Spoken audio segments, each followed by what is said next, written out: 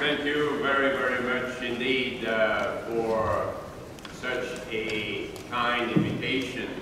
It's a real honor to be back in Russia and to speak again to this society. The question is important. How much fluid should we give to our acutely ill patients, and what are the targets? We would like the organs of our patients to be well perfused. So the goal is to have an adequate blood pressure without vasopressors associated with adequate organ perfusion. And we have here 3 windows to look inside the body. One is the skin. How is the skin perfusion? The other one is the kidney. How is urine output? And the third one, of course, in the absence of anesthesia or profound sedation, is the mental status. Is the patient alert, oriented? We would like the lactate levels to be normal, around 1 milliequivalent per liter, or millimole per liter. And we want no excessive tachycardia, right? The problem with fluid administration is edema formation associated with high hydrostatic pressures within the heart and vessels. So we have to navigate between a state of relative hypovolemia with risks of altered tissue perfusion, splanchnic ischemia, multiple organ failure, and the risks of edema. Edema is never good for the organs, whether it is the lungs, the kidneys, the liver, the gut. It's never good. It could also result in multiple organ failure. It's the same thing in sepsis, as we recently reviewed here. In any situation, we have to navigate between relative hypovolemia and excessive fluid administration. And what complicates it further is that we are not just correcting losses. We are not just correcting hypovolemia, because the acutely ill patient is typically vasodilated. There is an inflammatory response due to ischemia perfusion in case of bleeding, due to sepsis or pancreatitis or other inflammatory states. And we need to play with the Franz-Starling relation in some difficult cases to reach a supranormal cardiac output. So it's not just correcting hypovolemia, as I sometimes hear. It's more complicated than that. So who needs fluid loading clinically? It is those patients who have a problem that may at least be attenuated with fluid administration. It is often arterial hypotension, sometimes tachycardia, sometimes oliguria. Importantly, as we will speak about signs of fluid responsiveness, we will keep in mind that healthy individuals are fluid responsive. So we should not necessarily treat fluid responsiveness. And it's normal to have low cardiac filling pressures. That decreases the risk of edema, so we should not give fluid because the central venous pressure is low. No, no, no. Now, on the other hand, the presence of edema does not exclude hypovolemia. In acute heart failure, if I have a massive myocardial infarction right now with cardiogenic shock and that kind of chest x-ray, where would that fluid come from in acute cardiogenic pulmonary edema? It comes from the blood. So what is the volume status in acute cardiogenic shock? Blood volume is reduced. And yet there is edema. So it would be inadequate to limit fluids in an unstable patient having a problem just because there is edema. That's how Michael Pinsky and I recently wrote that piece. It's open access, you can read it on internet. But it says that we should not withhold fluids just because there is edema. We should withhold fluids when there is hypervolemia. But let's be careful about the word fluid overload. What do you mean when you speak about fluid overload? So the concept is that when there is a problem of tissue hypoperfusion, we would like to increase cardiac output. And an easy way when it works is to give fluids. But there is a price to pay. And we do not like to see an increase in cardiac filling pressures, as this can result in edema formation.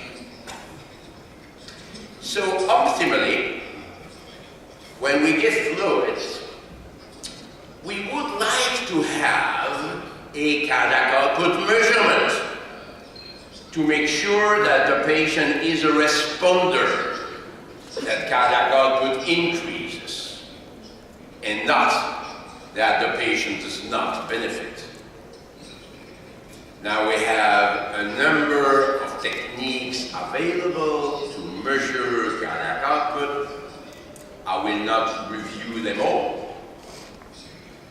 But for the risks, a central venous catheter is necessary to measure a cardiac filling pressure, to evaluate the risks of edema. Again, we would not like the central venous pressure or the left side and filling pressures to increase, but it may be a price to pay. Exactly as when we go to a restaurant, we would like to have good food, good drinks, atmosphere, but there will be a price to pay. There will be a bill at the end of the meal. So we should be careful. We should not order an additional dish if we do not use it. So this should be titrated. And that's how working by formula does not work. It works for baseline fluid replacement during surgery or in the perioperative period. Baseline, but not for adaptation, as this will have to be individualized. Did you read that paper published recently in the New England Journal of Medicine, randomizing patients for major abdominal surgery for less fluids or more fluids by formula. Does it make sense? Of course. When you limit fluids too much, there is more renal failure. And it's not surprising that there are more infections. You are inducing hypoperfusion. What kind of study is this? What we knew before the study is that fluid administration must be individualized, guided by appropriate monitoring devices. Fluid restriction may result in renal failure. What we know after the study? Exactly the same thing. That does not help. People seem to miss the point that we need to individualize therapy, and here the time must be taken into account. In which phase are we? SOSD. There is a first salvage phase, if the patient is acutely bleeding, if the patient is obviously hypovolemic. We do not have many monitoring systems initially, but as soon as possible, we will go into an optimization phase where we will have to monitor the patient, and then a stabilization phase before the patient eliminates the fluid. Because all patients who are acutely ill will develop some degree of edema following trauma, surgery, sepsis, whatever. So for the initial fluid resuscitation, we just pour fluid, okay. But then in the optimization phase, as we reviewed here, in the British Journal of Anesthesia, we could use initially echocardiographic techniques, but quickly central venous pressure monitoring with SCVO2 monitoring, cardiac output monitoring, signs of fluid hyporesponsiveness, and fluid challenge. Now, some people today say no to central venous pressure, but they say no to everything. No, don't need this, no transfusion, no fluid, no saline, no early goal-directed therapy, no. Well, it's true that the central venous pressure will not tell us if the patient needs fluid, but it's the same for a given blood pressure, heart rate, cardiac output, urine output, SCVO2, lactate depth. The central venous pressure is a safety index. And of course it is influenced by different elements, including right heart function, left heart function, pulmonary function, intrathoracic pressure. If you like, we just published this paper, 10 answers to 10 questions about the central venous pressure. It's also open access. You can read it on internet for free. What we know is that many patients with a low central venous pressure will respond to fluids if there is a problem. We know that. But importantly, a high central venous pressure does not exclude the possibility that fluids will help the patient. So we should never withhold fluids only because a central venous pressure is increased. But it's already good to know that there is not much risk in giving fluid when the central venous pressure low. We say there is room for fluid because the risk of development of edema is relatively low. The patients are somewhere there in the front-Starling relation between cardiac output and a cardiac filling pressure. And every patient is on one of these lines. So it's true that at some point, we do not know if the patient will respond to fluids or not. We should not forget that patients with chronic lung disease may have a high central venous pressure to start with, and yet they may have a relative hypovolemia. Patients with ARDS, same thing. Do not forget that any cause of pulmonary hypertension will result in a high central venous pressure. And it doesn't mean that the left side of filling pressures are high, of course. It could be a right heart problem. That's how in this classical paper published more than 10 years ago, we say it's a misconception to withhold fluids because the central venous pressure is elevated. So, if we want to try fluid administration, we should do a fluid challenge. It's not the same as fluid loading. No, no, no, no, no, no. As we wrote in this paper, a fluid bolus is the rapid administration of some fluids. A fluid challenge is a test. A test where you evaluate the effect of a modest volume in patients. So how many patients will respond? It depends on your population.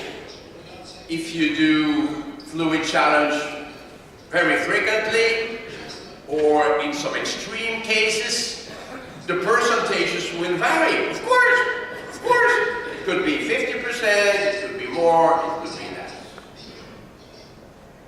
In septic patients, with the Surviving Sepsis campaign, we recommend first that a fluid challenge technique is applied where fluid administration is continued as long as hemodynamic factors continue to improve.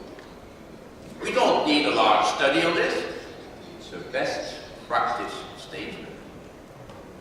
And in children, more recently, this consensus guidelines recommend first to evaluate the patient's heart rate, pulses, level of consciousness, urine output, and then to monitor filling pressures to optimize preload and thus cardiac output.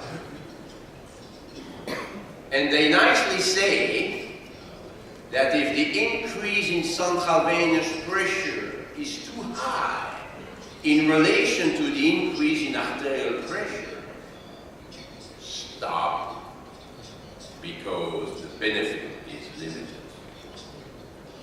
So when you do a fluid challenge, there are 4 elements to define: the type of fluids, of course, the rate of infusion, something like 200 cc's in 10 minutes, the clinical objective, blood pressure, heart rate, and the safety limits. Some people say, oh, you give too much fluid, you give it. No. 100, 200 cc's in 5 to 10 minutes. 100, 200 cc's in 5 to 10 minutes. You could perhaps even do a mini fluid challenge with 100 cc's in 1 minute. This has been proposed by different investigators. it may be a bit too fast, because we may have a positive response in every individual. However, as Dr. Reyes showed recently, a mini fluid challenge could predict fluid responsiveness in the operating room. It's true that in the operating room, you may not have the time to do the test in 10 minutes. So in the OR, you could give a short fluid bolus. But in the perioperative period, it's better to have a longer fluid administration, because a too short fluid administration may result in a positive response in virtually any individual. So you will continue. And if you give it too slowly, the effect may be too slow to visualize anything.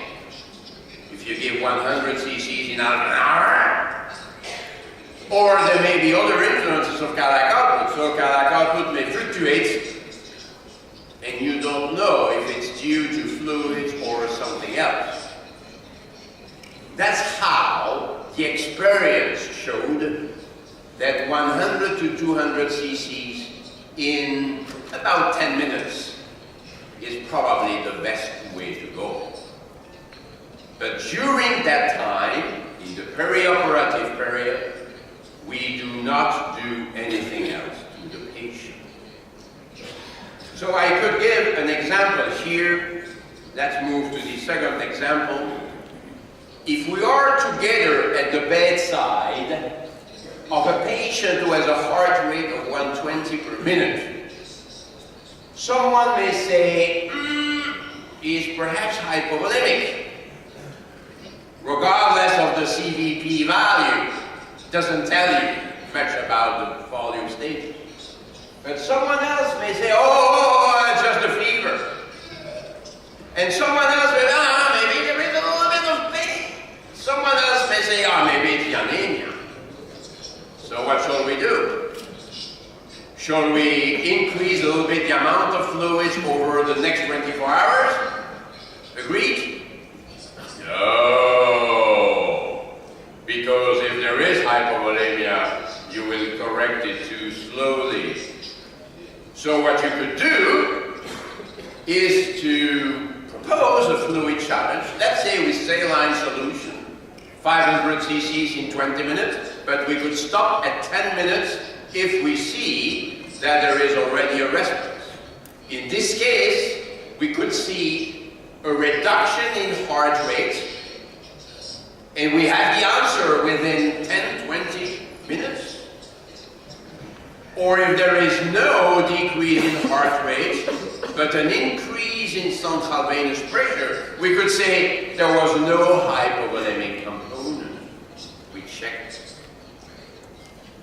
So it's a rapid evaluation at the bedside. We could look at just heart rate, as in this example. In some cases of pure hypovolemia, we could see the increase in arterial pressure. Although in patients who are dilated, like in after polytrauma, after major surgery, in sepsis, sometimes cardiac output may increase, but not so much the blood pressure. So that's a situation where it may be better to monitor cardiac output. During surgery, I'm not so sure that we need it during surgery. But in the perioperative period, that's how it is. Always monitor the patient's response. MIA, measure, interpret, apply.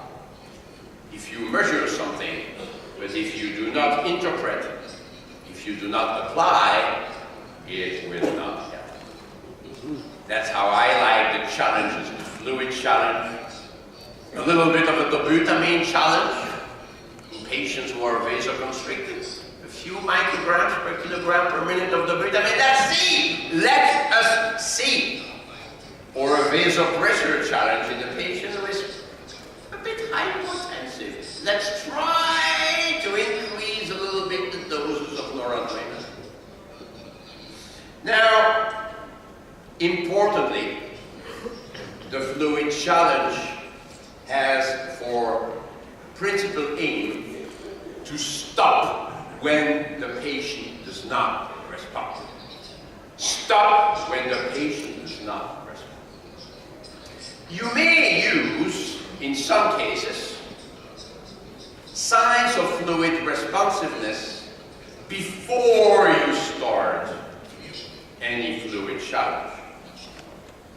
When it's applicable, and that is primarily in patients who are mechanically ventilated, so that there are transient changes in intrathoracic pressures that could be translated into a change in arterial pressure, indicating that the patient is still on the ascending limb of the French-Starling relationship. When I say a change in arterial pressure, it's really the pulse pressure variation that we should look at, and we will speak more about it later. Or we could use the stroke volume variation with some monitoring techniques. But that's true in the operating room when the patient is mechanically ventilated without spontaneously breathing movements, and provided, of course, that there are no significant arrhythmias. And, of course, the signal is limited now that we use smaller tidal volumes than earlier. It's not perfect, but in the operating room, that should work.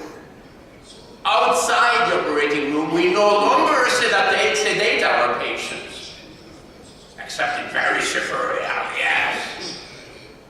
Otherwise, today, we have abundant sedation. We treat pain with analgesia, of course, but the patient can trigger the respirator. And of course, there is a gray zone. It's not always that precise. We could potentially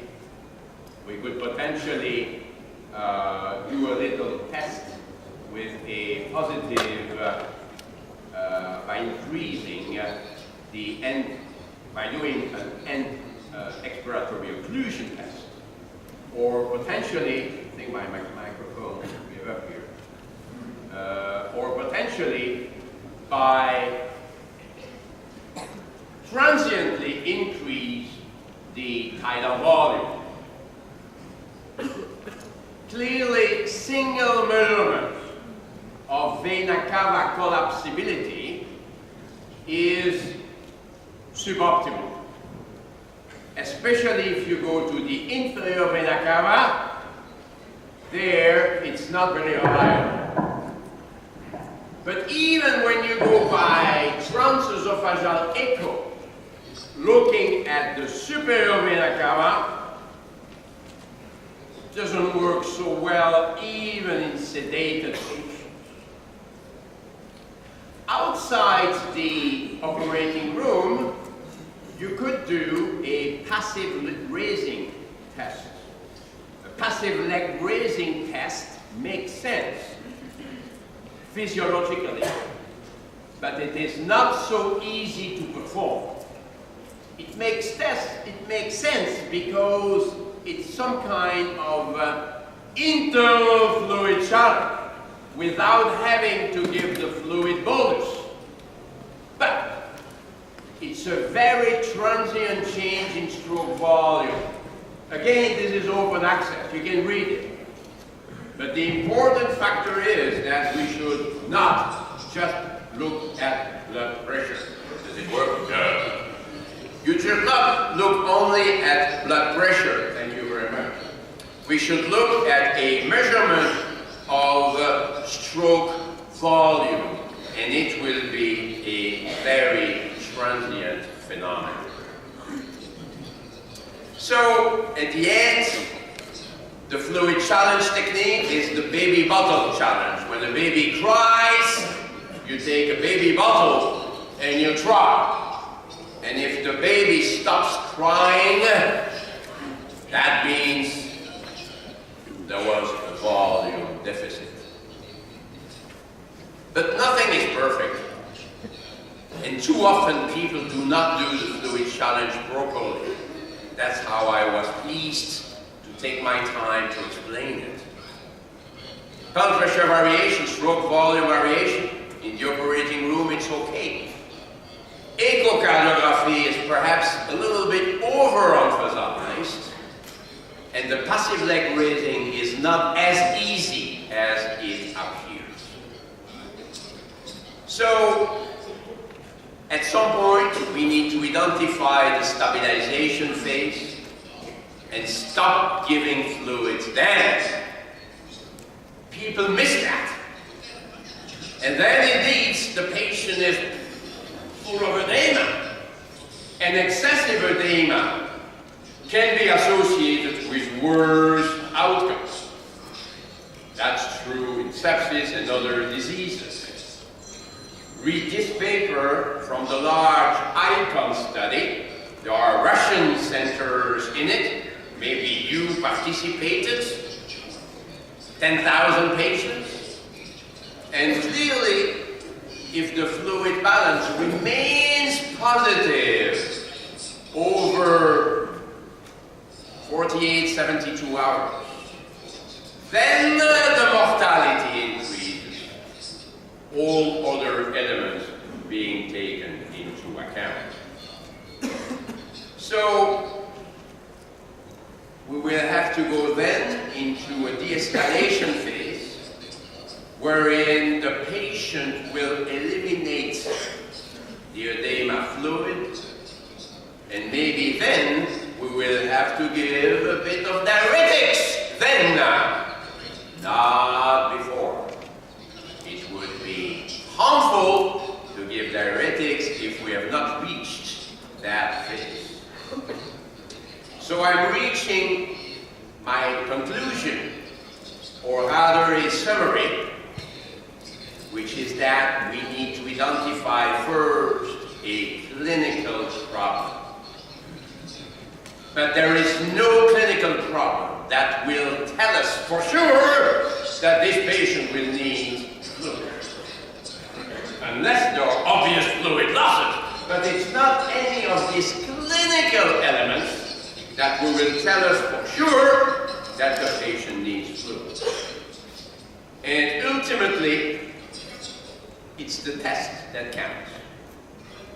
In some cases, especially during surgery, we can look at signs of fluid responsiveness in anesthetized patients. So, if the filling pressures are very low, no problem, no risk of edema. But very often, the cardiac filling pressures are not so low. And again, if we are in the perfect conditions where we can look at signs of fluid responsiveness, that's fine. Otherwise, we have to do a fluid challenge, usually external. We could try an internal fluid challenge by passive leg raising, but it's not very easily done. Do we need a measurement of cardiac output? Not always. Sometimes it's better. Sometimes we can do without it if there is a clear blood pressure response or a response in heart rate or later in urine output. But the concept remains that a fluid administration, we hope for an increase in cardiac output. That will result in an improvement in tissue perfusion. And we do not like to see an increase in cardiac filling pressures, an increase in the venous pressures in So we also need to consider when to stop, either when there is a resolution of the problem or when there is an excessive risk-benefit ratio. And for this, we need to monitor the patient's response.